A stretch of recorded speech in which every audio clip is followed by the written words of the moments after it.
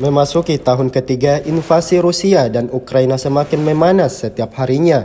Alih-alih berdamai, intensitas perang justru makin meningkat di setiap pekannya. Baru-baru ini beredar sebuah video di media sosial Telegram pada Selasa tanggal 14 Mei 2024. Dalam rekaman tersebut memperlihatkan detik-detik operasi tempur sistem penyembur api berat militer Rusia. Awak Solsapek Rusia bekerja pada malam hari, menghancurkan pasukan pendukung angkatan bersenjata Ukraina di wilayah kota Chasov Yar. Terhitung lebih dari 10 rudal dilayangkan ke posisi target. Militer Rusia meyakini serangannya ini tepat mengenai sasaran. Sayangnya dalam narasi unggahan tidak disebutkan ada berapa total kerugian yang diperoleh militer Ukraina.